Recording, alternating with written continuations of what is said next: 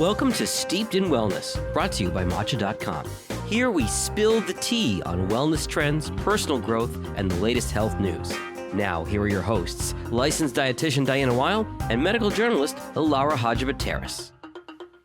Hello, everyone. Welcome to this week's episode. This week, we are joined by Danielle Pasquale. She is a PT and a DPT, a physical therapist specializing in women's pelvic health, pre- and postnatal fitness, and dry needling. With a doctorate from Ithaca College and a background in biomechanics research, Danielle brings both expertise and heart to her work. She's passionate about helping women stay active during and after pregnancy and believes that trust and compassion are key to lasting results. When she's not at the clinic, you'll find her trying different workouts, doing hot yoga, or hanging with her super cute dog named Callie. Welcome, Danielle. Thank you for having me. Yeah, of course. So this topic, pelvic floor health, is near and dear to my heart. Just having had a baby, being pregnant right now. Diana just had a baby. John, pelvic health also very relevant to men these days, so I hear. I will say, as a 44-year-old man where things don't bounce back like they used to, I can tell you, for example, I slept too hard last night and woke up with a sore neck this morning, so I know that hips and pelvis and that whole area, I know how important that is to overall health, so I'm looking forward to this conversation too. Before we delve into, I guess, pelvic health and how it affects women and also men, what kind of drew you to this field in the first place of physical therapy and then specializing in pre- and postnatal care and pelvic floor health? I think I probably have a bit of an unconventional route coming to it. If you had asked me in college if I was going to specialize in pelvic floor, I would have laughed in your face. I definitely was never really interested in it. And I started working, I've been at the same company for my entire career, and I started working with a lot of young athletes. And I loved working with them, but I just didn't have like that same passion and connection with as many of like that demographic as I would have liked to. And so as I got further into my career, I was like, okay, I need to figure out what I'm actually going to do for the rest of it and like what like little niche practice I can really hone in on. And so I started thinking, I was like, okay, what demographic do I like working with the most? And I was like, I love working with females who are like my age to older. I just really connected the most with them. And that's when I found pelvic floor. So here we are. One thing that stood out to me was that you worked with athletes, and I think that there's a really big misconception that it's just women who have had babies that need pelvic floor help. And I feel like actually, it's a lot of athletes that need pelvic floor help, both men and women. Could you touch a little bit on that? On like the, if you're an athlete and why maybe you need to think about pelvic floor? Yeah. So, I mean, your pelvic floor and the muscles that make it up it's your internal stability. So it's the basis of how your body is going to move around each other. Like everything comes from where your pelvis is, your hip movement, your trunk movement, even like shoulder movement coming from your trunk. It all goes back to how stable your inner core is, which your inner core is your actual core, your pelvic floor, and then some of the accessory muscles. So as an athlete, if you don't have that inner stability, you're going to have all of these secondary injuries. And it may come out in like a hip injury, a knee injury, even a foot injury. And it all could be stemming from not having enough stability in your pelvic floor, in your core, in that stability part of your body.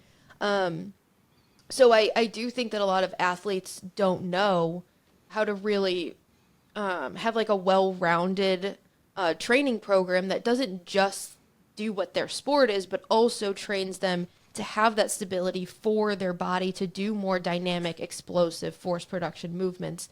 And along with that, which I'm sure we're going to talk a lot about as I get into stuff later, but the way that your body can manage pressure as well. So like your abdomen holds on to a lot of pressure. If there's an increase in pressure in your abdomen, which you find a lot of endurance athletes like runners, cross-country runners, marathon runners, hold a lot of tension in their abdomen just from the nature of their sport and like that constant like low, like mid-range breathing throughout a long period of time. That buildup of pressure actually puts more strain on your pelvic floor and over time can create a lot of other issues that they may not even realize are attributed to their sport. So yeah, it could go really across the entire board on who's affected by pelvic floor dysfunctions. Would you say that some people genetically are just predisposed to have a stronger pelvic floor? Yeah, I mean, I do think that genetics do play a role, and that's going to play a role in just muscle tone in general. Like some people are just more muscular people, or can put on muscle easier. So those people, may have a stronger pelvic floor. But what I've really found in this career is that just because a strong pelvic floor doesn't necessarily mean that it's functional and doing what it needs to do. So people need to have not only a strong pelvic floor, but good neuromuscular control. So like brain body awareness and being able to use muscles through full ranges of motion. If a muscle can't move through a full range of motion, it's not going to have its optimal level of activation. So like I like to use the analogy of if you think of a bicep muscle, and if your elbow's starting and your bicep is already flexed, and then from here to here, if you only tested it from here to here, it may seem that it's strong because like this is like the optimal point of that muscle. It can contract at this point. But if you bring it all the way into its lengthened position and then ask it to contract, does it still have that same strength? So making sure that like even though a pelvic floor may be strong, it doesn't mean that it has the full strength through its full mobility, which would allow someone to have like that optimal level of muscle strength. How would you know? Like, is there a way, like, while we're doing this podcast, for example, A for us test? to know, yeah, Yeah. if we have full range of movement? Ooh. Yeah. So, I mean, obviously, like with what I do, like I would actually test that out. But just from a standpoint of like someone who's just a athlete or even anyone like my age, older, who's just an active person moving around throughout their day, there's a lot of different ways that it can also present. So if someone has like a really tight pelvic floor, meaning that like those muscles are really contracted and they may have strength in that contracted position, which is why they don't get symptoms of like urinary leakage or like pain or feeling of heaviness. What they may get is they may have another type of symptom, like they may have chronic constipation. And chronic constipation is actually a type of pelvic floor dysfunction.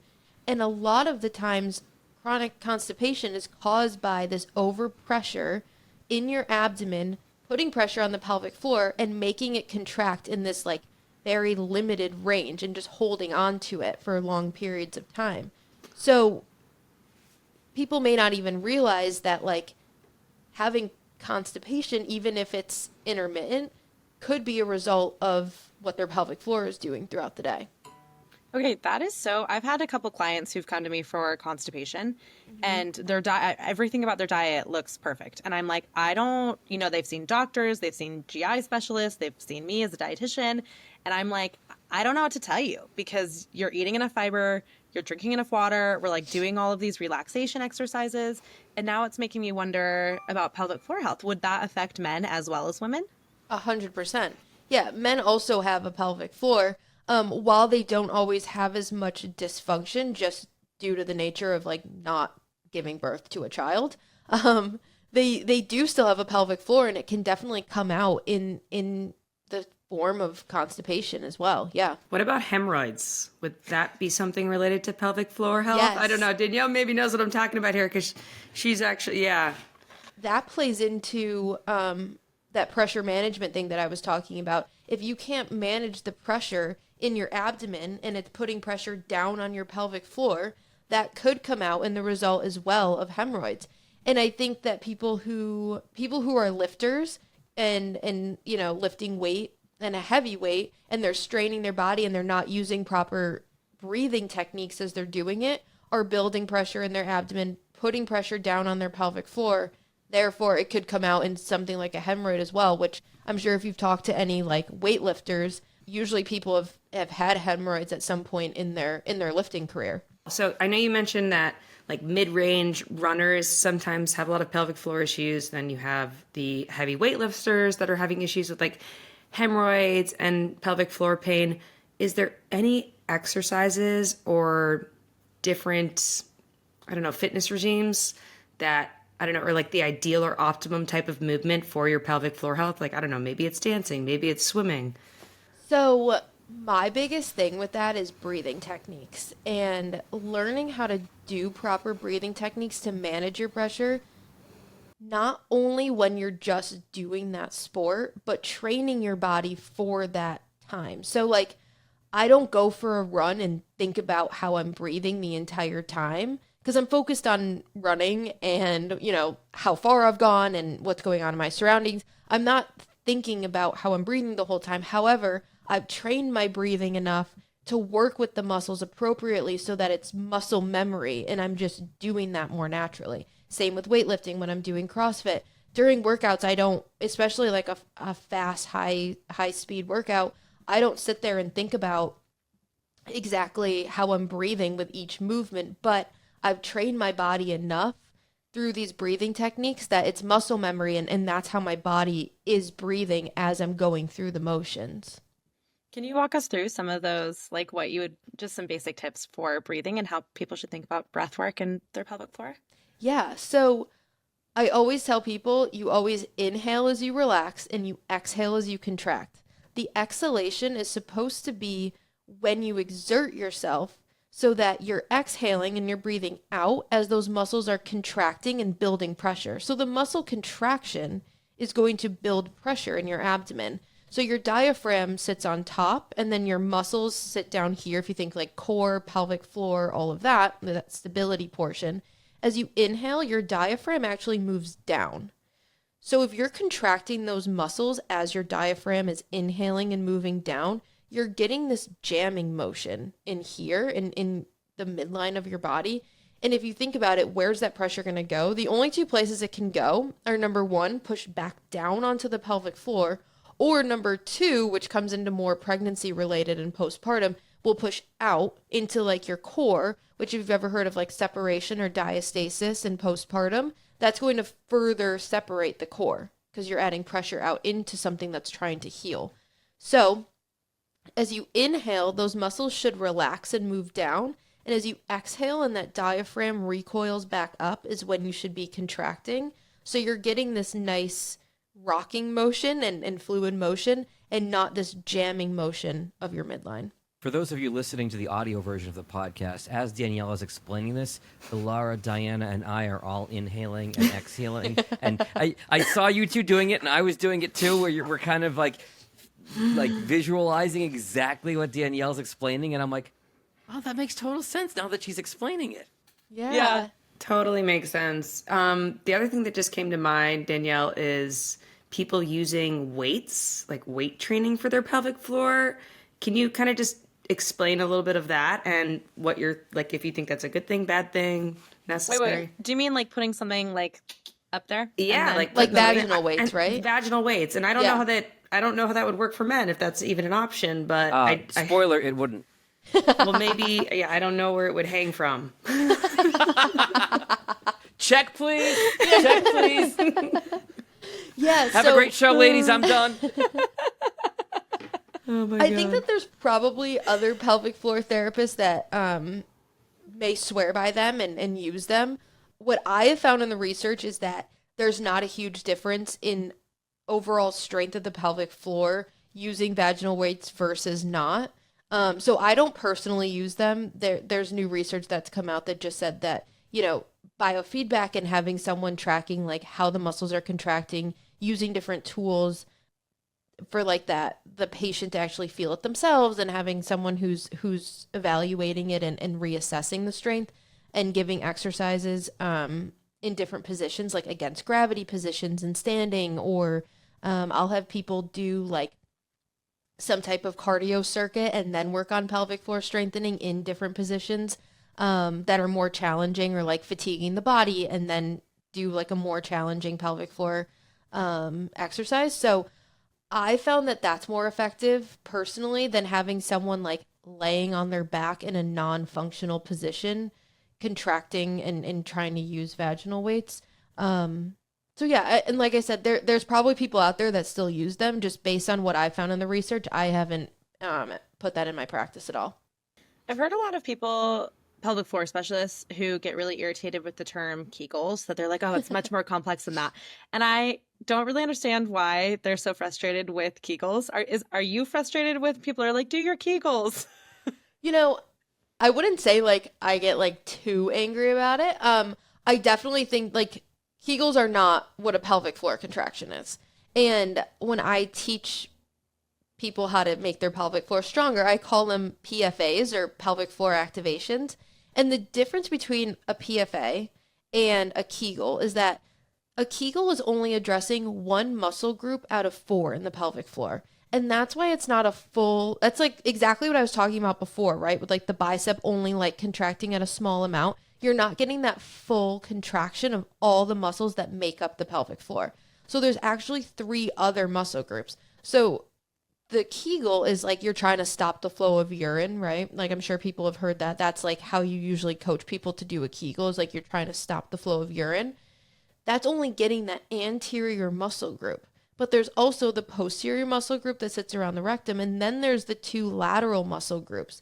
So what people need to do is they need to learn how to activate all 4 of those muscle groups together to get that full range and that full lift of their pelvic floor.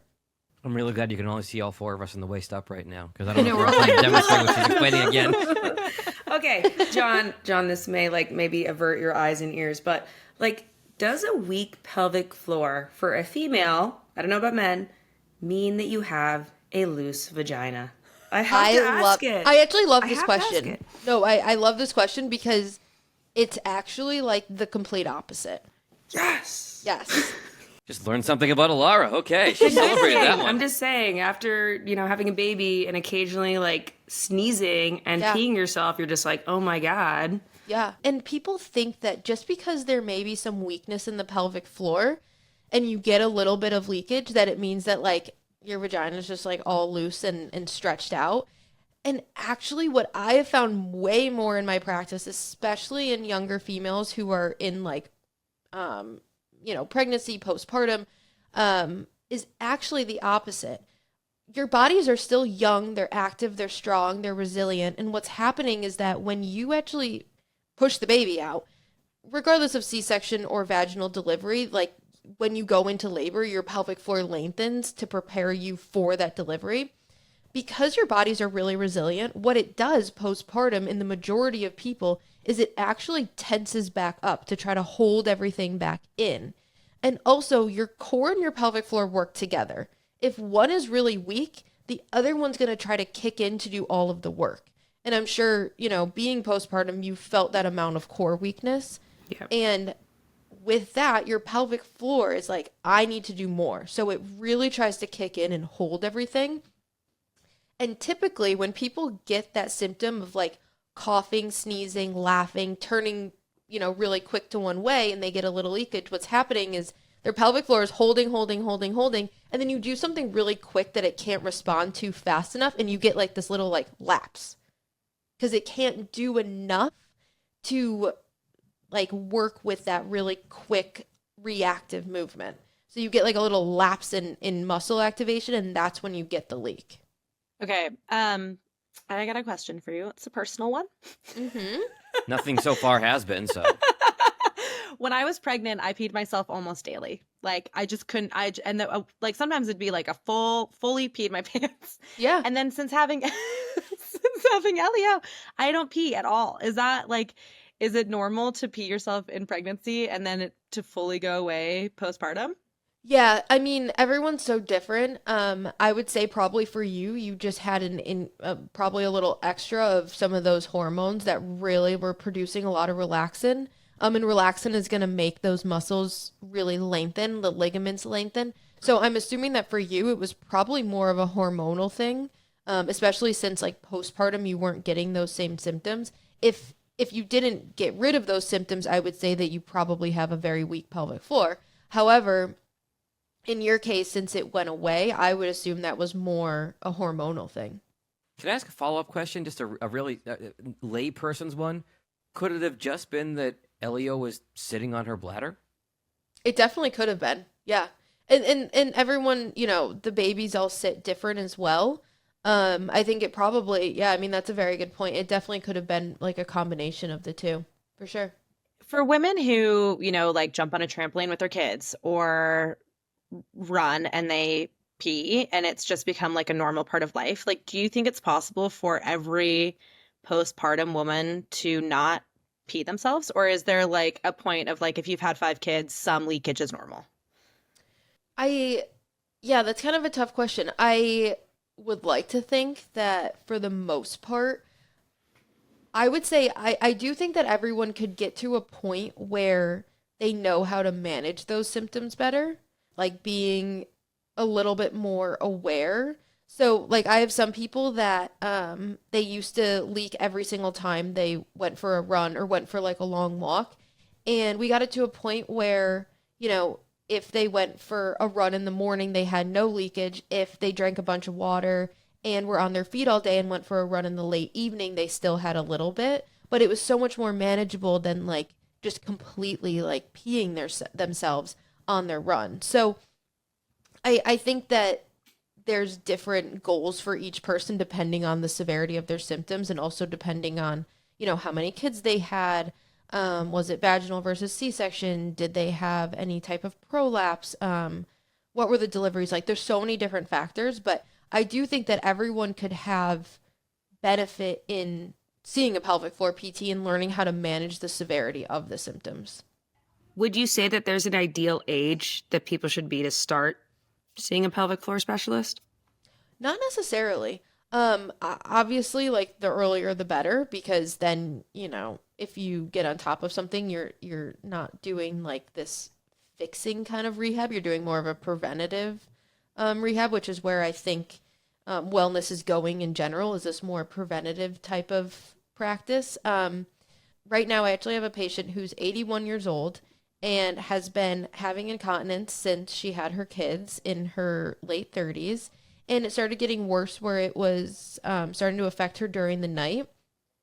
And I was seeing her, I think, for around 9 weeks. We were doing like once a week for 9 weeks. And then I was giving her a lot of homework, and she was working with a personal trainer actually at our facility because we do personal training here as well.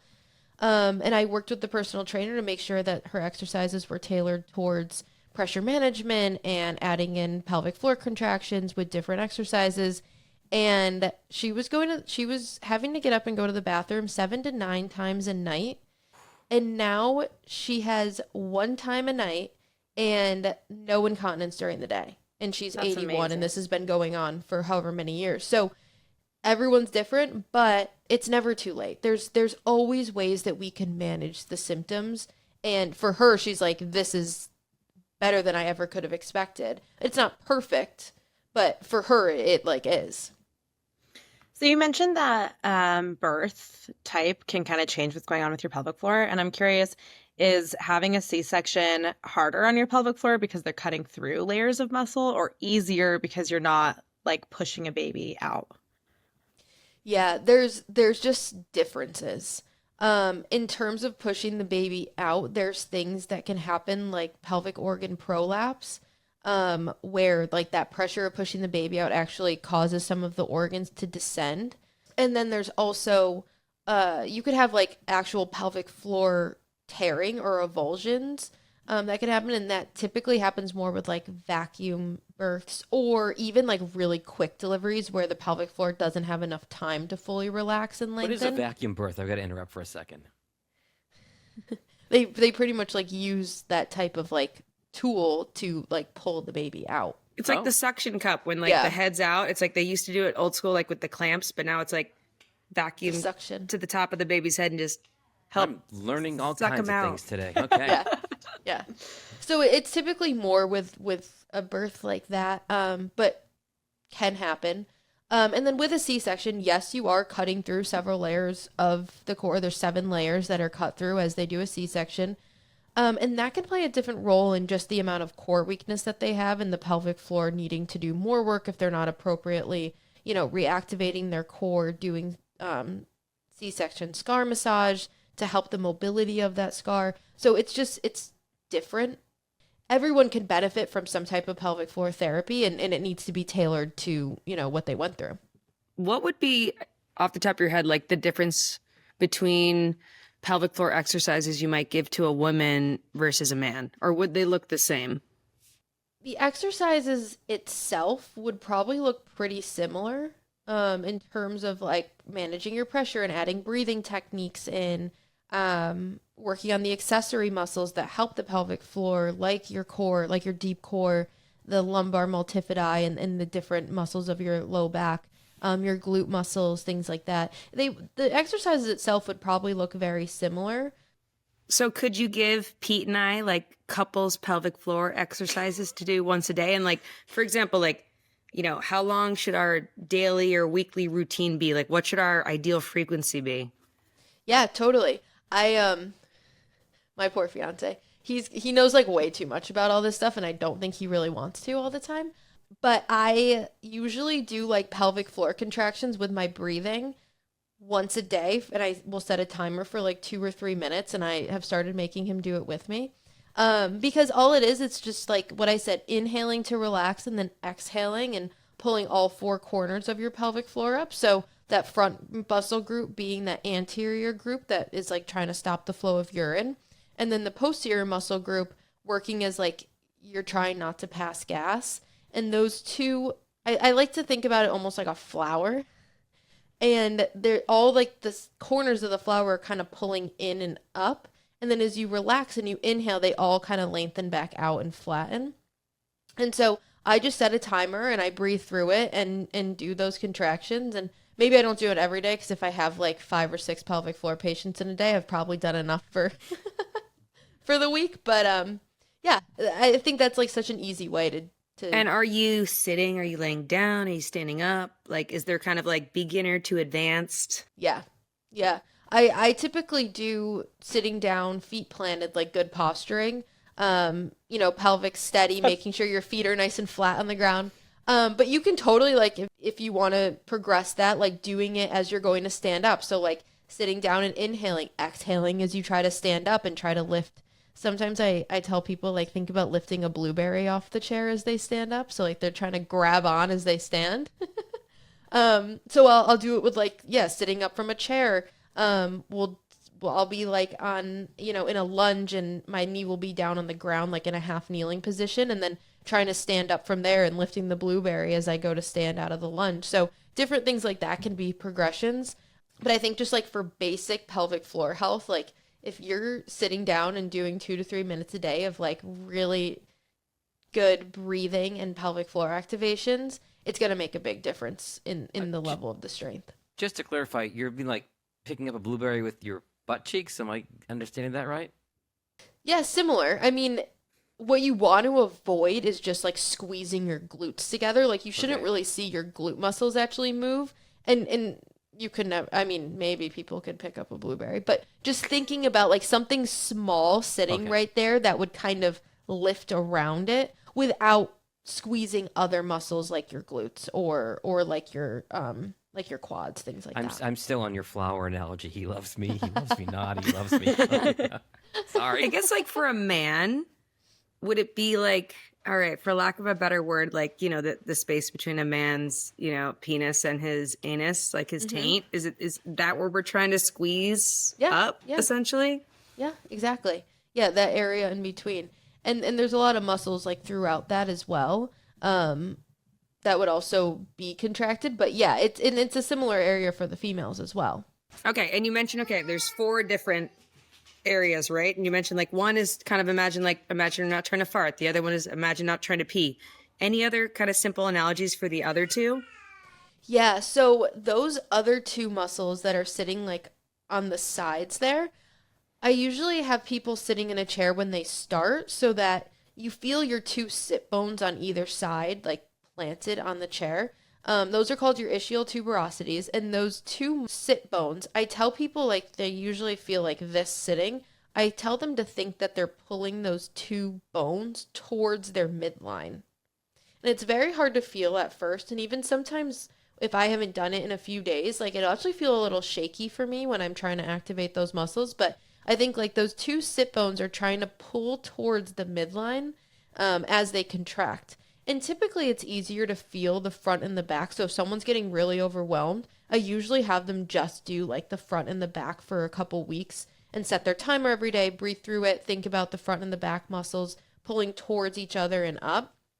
And then as they start to feel stronger and more confident with that, then I add in those two, the sit bone analogy where they're trying to bring those lateral muscles in as well. You know, would a booty band help at all? Like with people feeling those muscles, or is that using the wrong muscles? Like, cause I'm thinking of like, you know, if I'm sitting here and I'm imagining if I had a booty band around my legs and I'm separating my legs, or like that machine at gyms, it's like a abduction, abductor, inductor. I don't know, the one where you can basically try to open your legs or try and close your legs. Like, would that help build those muscles? So those machines are going to be a little bit more for like global big muscle groups. These are so small that like even those are going to be a little bit too global. I actually will usually roll like a towel roll in like this, what is it called? Like the hot dog way. So it's like this way. Lengthwise. Yeah, there we go. Lengthwise. And then I have them sit on that. So it's like going like right down the middle. So they have some feedback as they're going to pull the four muscle groups in, like they're trying to almost like scrunch into the towel a little bit. And it usually gives good feedback of like, are the muscles actually doing something? And I also will test it out manually as well, so I can feel for them, and then I can let them know like, okay, you're definitely getting that anterior group, but like you're not getting the posterior group at all. So when people come in here and I test it out, I usually know before I give them the exercise, like if they're actually doing it correctly or not. So Danielle, can you talk about pelvic floor health and sex? yes. Does it make your sex life better? So yes, having a strong pelvic floor does it increases circulation of the area. If you think about muscles, the muscles itself, like the stronger they are and the more mobility they have, being able to move through that full range, are going to be able to create more lubrication as well. It allows for like a healthier hormone balance. So it plays a big role in sex health in the way that the muscles function and the way that the hormone levels are and circulation in the area. What about too strong? Like what if the pelvic floor muscles are like too strong? Could that impact? Like, do you also want to be able to like loosen and contract, like that's the goal. And exactly what I said before, they may not be too strong necessarily, but they would be too tight, which obviously would create pain and discomfort. If like you are trying to have sex and you're not able to relax those muscles as well, it's almost like you're just fighting against it and it would be painful for you. So would you say that there could be a correlation between women that have very tight pelvic floor muscles also may struggle with the ability to have an orgasm just because like basically they just can't relax? 100%. Yeah. And that's a part of like what I do and work with people on is teaching them techniques to help with the relaxation, and different training techniques, especially for at home, that they can start to use. Because yeah, I mean, if they're very contracted and tight and they're not able to enjoy it, they're absolutely not going to be able to orgasm. Is that going to be applicable for men as well? Like, yes. Interesting. Yeah. It's the same kind of principle. Yeah. That's how we get men to go see pelvic floor specialists. Yes, there we go. You know how to talk to a guy, Diana. That's the rub. Yes. Danielle, you also mentioned, I'm guessing that you do internal exams, right? Yes. Like if someone comes in, could you talk to, maybe if someone who feels really intimidated by that or like uncomfortable with that, like who's listening to this and wants to go see a pelvic floor specialist, but that feels uncomfortable for them? Yeah. So, I mean, number one, when I do an internal exam, it's in a much different environment than a gynecologist. I have like low lighting. I have sheets on the bed. I try to make it more of like a wellness feel, less so of like a medical room feel. So yeah, I try to make it a little bit more calming. There's no stirrups. There's no nothing like that. You're just laying on a bed. You get to have a sheet over you. Usually I obviously examine, but when I'm actually doing any kind of work, I typically am not really even looking. I'm kind of like talking to the patient. We'll be like having a conversation. I'll be kind of evaluating. I'll talk them through breathing, what I'm doing, but I'm really like face to face with them, not necessarily just like head down there. Like when you go to the gynecologist or the OB and they're just like all the way down at the bottom of a bed and they're not even looking at you. It's not like that. And I don't always do an internal exam on the first day, and I don't force it. I don't require it. I've had multiple people actually this week that we took a long time talking, and I gave them some homework on things to do, but we didn't do the internal exam this week because they were just really overwhelmed by the whole process and what they're going through and weren't ready for it. And that was totally fine. It doesn't mean that I can't do anything. I gave them a lot of pressure management techniques and core activations and things that they can do for the next week so that they can get more comfortable working with me. And we'll try again next time. Now, are there any alternatives that you can give to your patients besides an internal exam? I guess this comes back to the whole thing of like the vaginal weights or possibly a sort of device that they can use in their own time that then would give you maybe the feedback or data that you need. If someone has like a very tight pelvic floor, and usually based on the symptoms, I can tell what people have without actually even examining. There's some that I like need to do an examination, but most of the time I can tell just based off our conversation what the issue actually is. And with that, there's something called dilator training, which is exactly what it sounds like. There's different sizes of dilators that people will use. And I have a guide that I've created on how to use them. But like I had someone the other day that wasn't comfortable with an internal exam. They have pain with insertion. They can't even use a tampon at this point. And so I have them on a dilator program, and I didn't do an internal exam. They get really uncomfortable and it's very painful for them.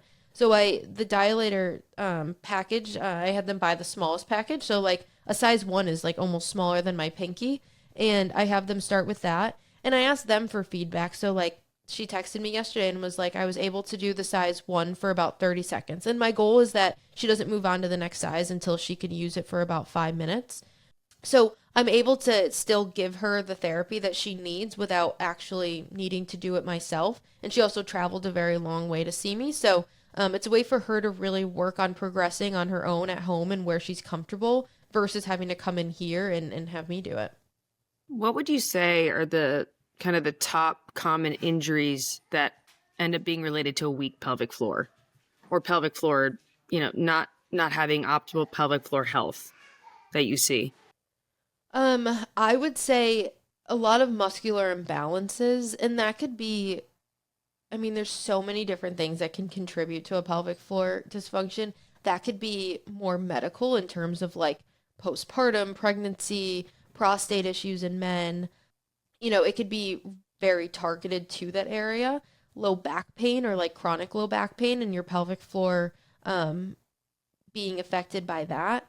Diastasis recti, the separation of your rectus abdominis, can actually happen in men from being overweight or not working on their core properly. So even like overweight people can start to unfortunately have some separation in their core as well. And that goes into pressure management. So higher intensity athletes that aren't managing their pressure right and they're getting some separation in their core can play a role on their pelvic floor. I've actually had a really high correlation that I've noticed in here with females that are younger athletes that get any type of like hip surgery because of like being on crutches and the inflammation in the hip and the muscular imbalances that they're facing post-operative actually play a pretty big role in the pelvic floor as well. Is that overcompensation sometimes where you can't use certain muscles and you're using the other muscles to make up for what you can't do? Yeah, exactly. Diastasis recti, Lauren Sieb talked about in her episode too. If you haven't listened to that episode, our viewers and listeners, check that out. We had a great episode and a deep dive on that with her as well. Can you give some advice for, like, if someone is thinking about getting pregnant, should they come see you? Should they come see you on day 1 of pregnancy, 3rd trimester? Like, what would be the right time for someone who's pregnant to come in? Should they move into your garage? Yeah, should they just move in with you?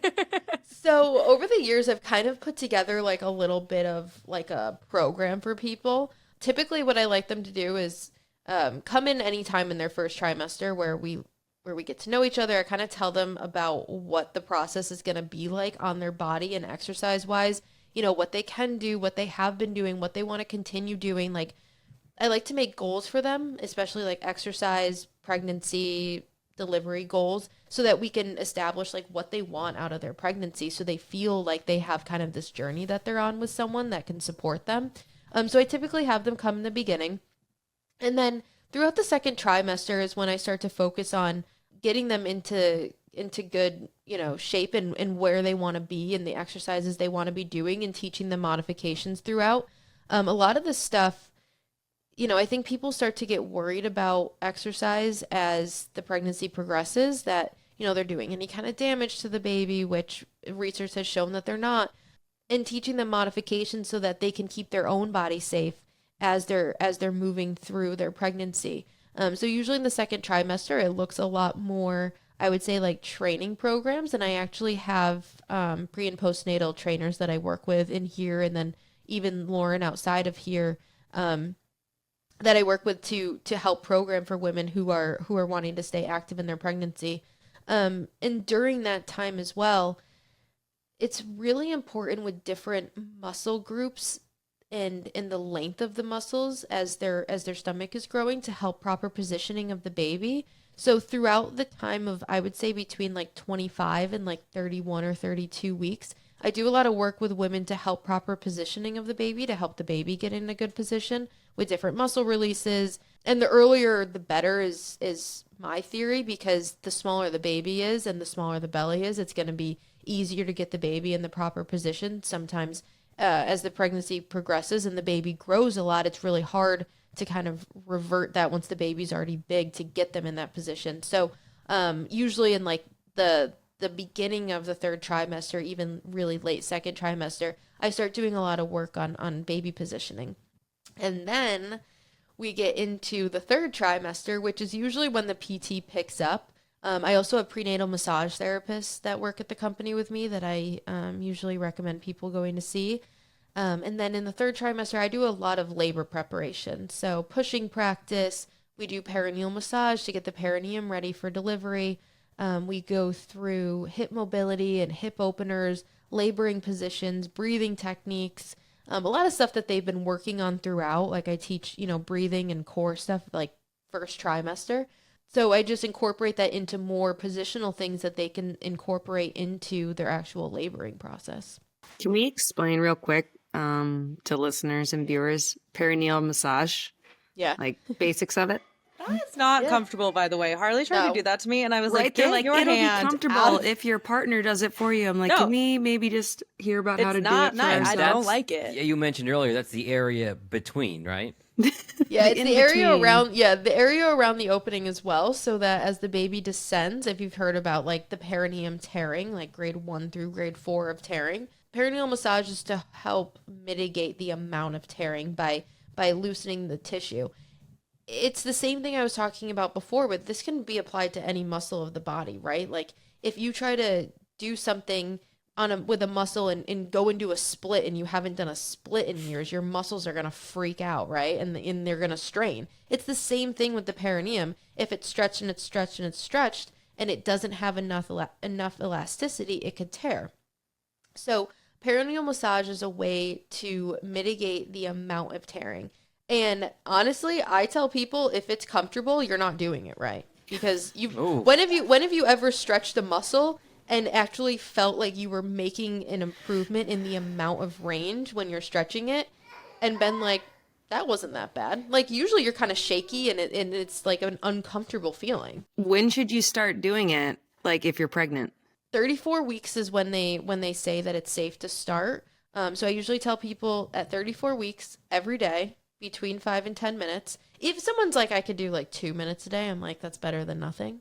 But usually 34 weeks, 5 to 10 minutes a day. I have an instructional guide as well where it shows people pictures and talks them through how to do it, and if they have like different lubrications that are really safe for the body, and no fragrances, things like that. I feel like there's a checklist as you move through the pregnancy, ladies, where, okay, 30 weeks is this, 32 is this, 34 for this, particularly what you do, Danielle, but then overall with everything, too. I feel like there's this massive list. Yeah. Yeah, It's a lot. And it can be overwhelming, and that's why I tell people to come early on, because I can help them through each stage so that they're not so overwhelmed at the end, and they feel more confident in their birthing process because they've been talking about what they want and how they're going to do it the entire time, not just the last 3 weeks or whatever. It's like cramming for a test almost. Exactly. Yeah. No, that's Yeah, but you don't know what the test is going to end up being, because it always goes sideways. Yeah. And we talk about a lot of different strategies. If one thing happens, then, what's next? And typically after a long time of working together, we've kind of hit all the different things that can happen. And a lot of times they'll even have like husbands come in at the end, or we'll FaceTime in and go through some stuff so that they could even see. And I have people write down like birth plans that they want, so that if they're in a lot of pain and they can't really advocate for themselves, that their husband's also been educated on what they want so that they can advocate for them as well. Give those husbands a job in that delivery room. Right. Yeah, That's what I'm that's saying. great. I feel like we could have a whole episode, Danielle, where we bring you back and just focus on like pre and postnatal pelvic floor and just like wellness. I kind of want to switch the conversation really quick. I mean, I don't want to switch because this is so fascinating, but I also know that you do dry needling. Yes, and I do. do you do that for pelvic floor health, or is that for, Also, what is dry needling? yeah, what is it? So dry needling releases trigger points in the body to help with tension in the muscles, enhance muscle function, improve range of motion, reduce pain, improve blood flow. Has a lot of different effects. Can I interrupt for a second, Danielle? Is there a difference between dry needling and acupuncture? What's the difference there? So the needle's exactly the same. It's the same needle as acupuncture. It's just our theory on what we're doing, whereas like that's Chinese medicine and they use like a meridian to base their treatment on. Whereas mine is more like there's a tight muscle. I'm going to feel that trigger point and I'm literally going to put a needle right into it. Yeah, so it's very anatomically driven, and it's like I usually use like one needle at a time. Sometimes I'll use a few needles at a time if the muscle's bigger and I want to target the whole muscle. But it's very localized, and it causes like a localized muscle twitch. So the muscle fibers actually have a quick contraction when they release the tension in the muscle and allow it to return back to a more relaxed state. So it's really effective in relieving tight muscles, especially in larger muscle groups. But I do use it with pelvic floor as well, especially if they're having a lot of muscle tension. Typically like glutes, since those are some bigger muscles and they usually have some really deep trigger points. There's actually 3 different glute muscles. There's your glute max, which everyone knows is like your butt muscle. But then there's your glute med, which sits a little bit inferior to that. And then even lower is your glute min, which sits below all of those muscles. And the gluteus minimus is really hard.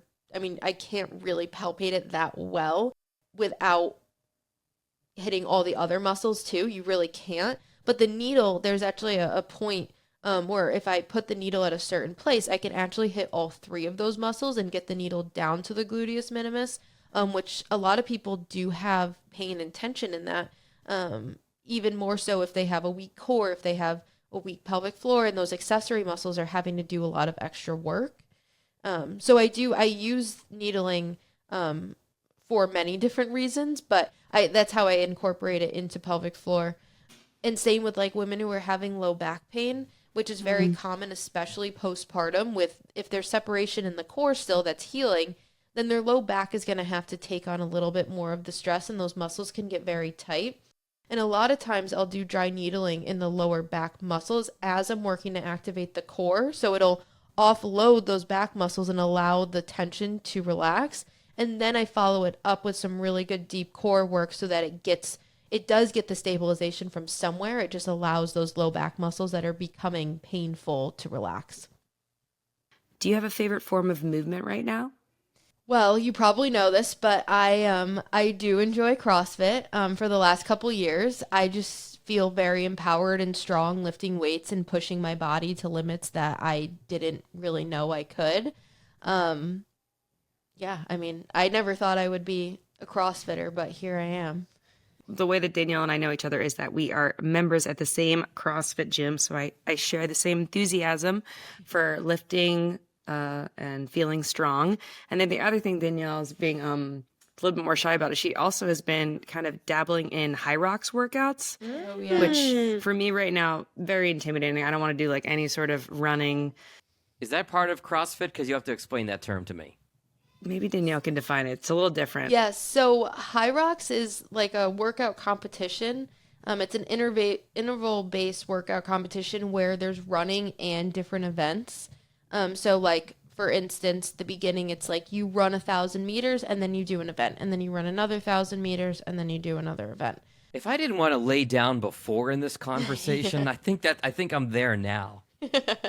The events are very similar to CrossFit. I would say that the events are a much lighter weight than CrossFit. So while they're not as heavy of weights, it is like a very long endurance haul that somehow I got into about a year ago. And I did one High Rocks last year, and I'm doing another in the end of May. So training's starting to pick up a little bit, but Yeah, well, my goal is to hopefully do a High Rocks competition come 2026, but I'm going to get my toes wet just signing up to be a judge, maybe an event in Boston later this fall that I'm going to force my husband to go Why to. don't you get the baby out first? Yeah, baby out first. 2026 is a year away, John. Plenty of time to Yeah, prepare. she's I have got this. I have Danielle. I can Yeah, have her she's- prep me. She's ready. Okay, Danielle, what's a wellness trend that you want to die?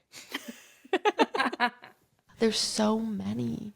I just think in general, like, I actually think that a lot of the wellness trends are getting better.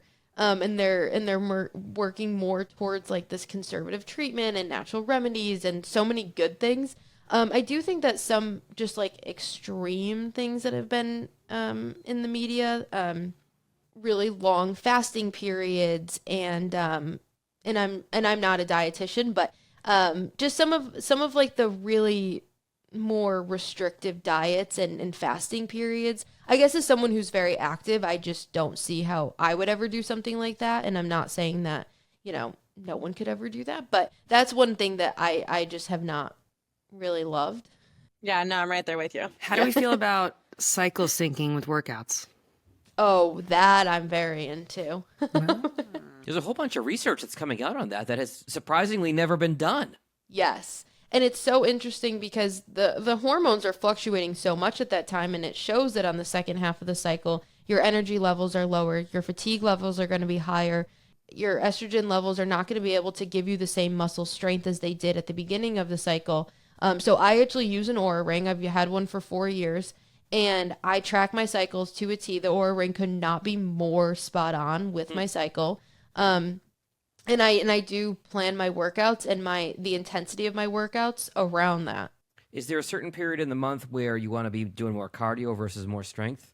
Yeah, so I typically will do more of my strength part towards the beginning of my cycle. And truthfully, I do more exercise in general at the beginning of my cycle. And once I hit the ovulation period, I try to keep it a little bit more low intensity. And for me, like doing something like a longer cardio section and a longer cardio workout where my heart rate is staying a little bit lower and I'm staying more at like a zone 2, zone 3, I tend to do more at the latter part of my cycle.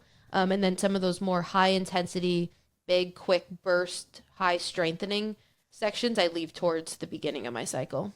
Okay, I want to have you back just to talk about this because I think that this is it's been 10 months, but I just got my cycle back after having a baby, which is exciting. Yes. And even though Laura hates the Peloton, sometimes when I can't work out, go to our gym, I'll go to the Peloton because my mom will watch our baby and then I can be on the Peloton. I've got one right next to me. It keeps me honest. I love it. I'm so into it. But it's interesting because it gives you like, it tells you what your max is. Like if it was like I did a 30-minute workout and it was like 243 or something. I don't know points. I don't know how they do that. And when the first day of my period, I was like busting my ass trying to really push it. And I was like 50 points lower than I'd ever been before. And I thought that was like really fascinating just in what I was capable of doing. And you're like, shut up, Cody. I can only do so much. I'm like, I'm trying. No Beyonce can get me through this. All right, Danielle, random question, didn't prep you for it.